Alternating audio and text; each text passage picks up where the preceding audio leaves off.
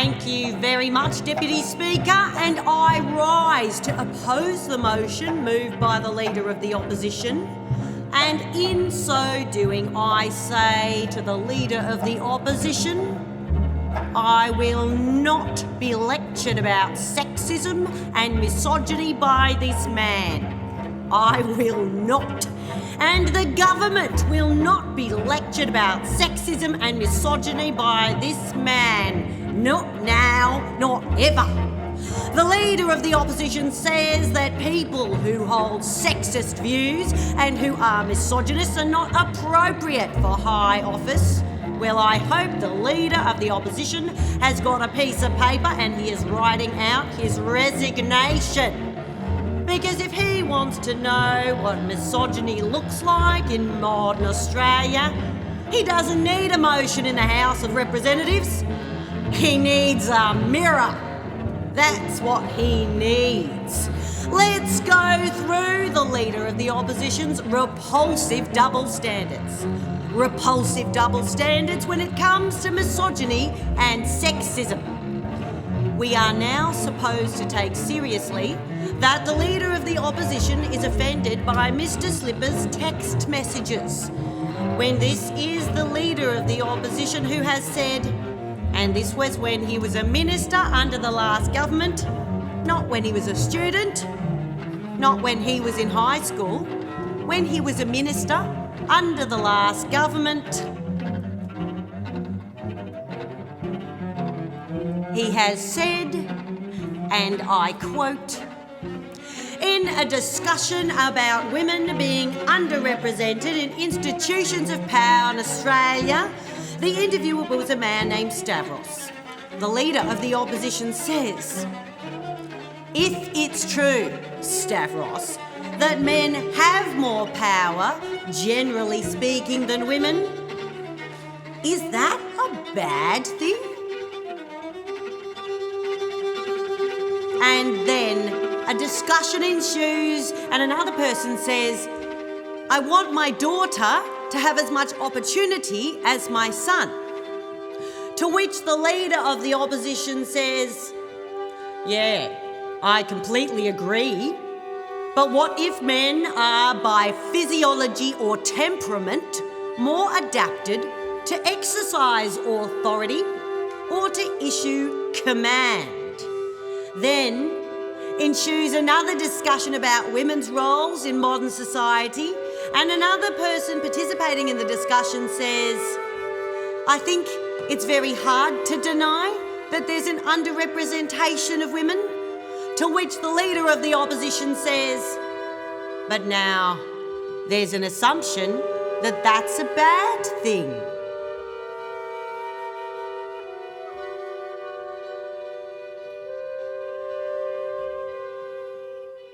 This is from the man whom we're supposed to take lectures about sexism. And then, of course, it goes on. I was very offended personally when the Leader of the Opposition, as Minister for Health, said, and I quote, abortion is the easy way out. I was very personally offended by those comments. You said that in March 2004.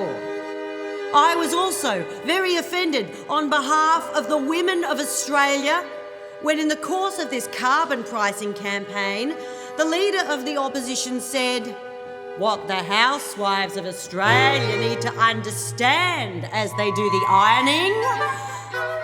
Thank you for that painting of women's roles in modern Australia.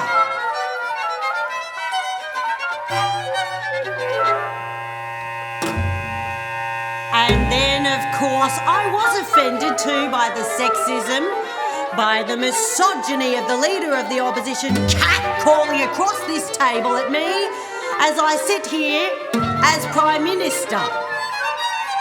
If the Prime Minister wants to, politically speaking, make an honest woman of herself, something that would never have been said to any man sitting in this chair, I was offended when the leader of the opposition went outside in front of this parliament and stood next to a sign that said, "Ditch the witch."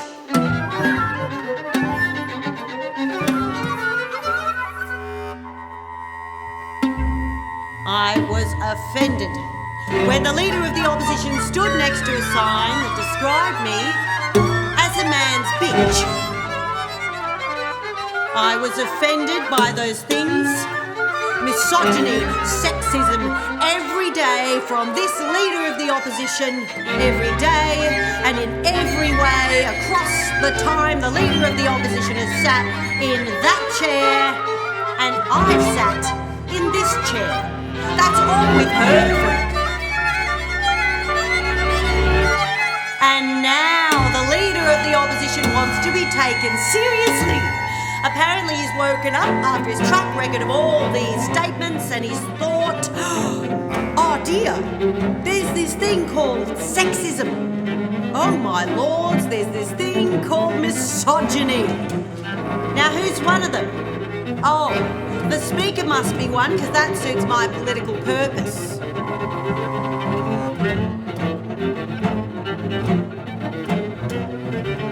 Doesn't turn a hair about any of his past statements, doesn't walk into this parliament and apologise to the women of Australia, doesn't walk into this parliament apologise to me for the things that have come out of his mouth, but now seeks to use this as a battering ram against someone else.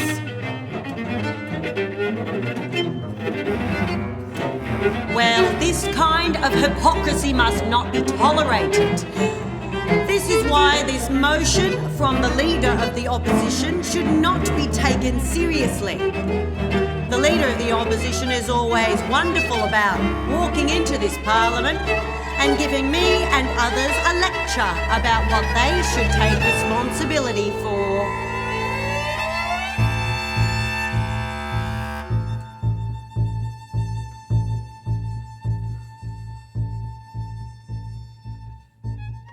The leader of the opposition and the deputy leader of the opposition have come into this place and have talked about the member for Fisher. Well, let me remind the opposition and the leader of the opposition party about their track record and association with the member for Fisher. I remind them that the National Party pre-selected the member for Fisher for the 1984 election. That the National Party pre-selected the member for Fisher for the 1987 election, that the Liberals pre-selected Mr Slipper for the 1993 election, then the 1996 election, then the 1998 election, then the 2001 election, then for the 2004 election, then the 2007 election, and then for the 2010 election. And across these elections, Mr Slipper enjoyed the personal support of the leader of the opposition. I remind the leader of the opposition that on the 28th of September 2010, following the last election campaign, when Mr Slipper was elected as Deputy Speaker, the leader of the opposition said this, and I quote, "I congratulate the member for Fisher, who has been a friend of mine for a very long time, who has served this parliament in many capacities with distinction." The words of the leader of the opposition on record about his personal friendship with Mr Slipper and on record about his view of Mr Slipper's qualities and attributes to be the Speaker. No walking away from those words. They were the statement of the leader of the opposition then. I remind the leader of the opposition, who now comes in here and speaks about apparently his inability to work with or talk to Mr Slipper. I remind the leader of the opposition he attended Mr Slipper's wedding. Did he walk up to Mr Slipper in the middle of the service and say he was disgusted to be there? No, he attended that wedding as a friend. It'd be interesting to know whether the Leader of the Opposition was surprised by these text messages. I am offended by their content. I'm offended by their content because I'm always offended by sexism. I'm offended by those things in the same way that I've been offended by the things that the Leader of the Opposition has said, and no doubt will continue to say in the future. Because if this today was an exhibition of his new feminine side, well, I don't think we've got a lot to look forward to in terms of changed conduct. I am offended by those text messages. But I also believe that this Parliament should recognise that there's a court case in progress, that the judge has reserved his decision, that having waited for a number of months for legal matters surrounding Mr Slipper to come to a conclusion, that this Parliament should see that conclusion. I believe that that is the appropriate path forward, and that people will then have an opportunity to make up their minds with the fullest information available for them. What I won't stand for, what I will never stand for, is the Leader of the Opposition coming into this place and peddling a double standard. Peddling one standard for Mr Slipper that he would not set for himself. Peddling a standard for Mr Slipper he's not set for other members of his front bench. He could change his behaviour. He could apologise for all his past statements. He could apologise for standing next to signs describing me as a witch and a bitch. Terminology that's now objected to by the front bench of the opposition.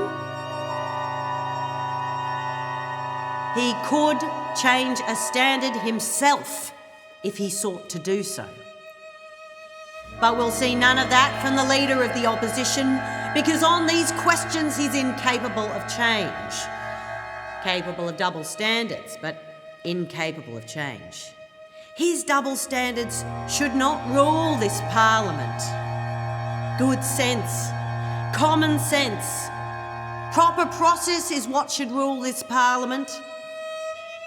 And on that basis, because the Leader of the Opposition's motivations, this Parliament today should reject this motion, and the Leader of the Opposition should think seriously about the role of women in public life and in Australian society, because we are entitled to a better standard than this.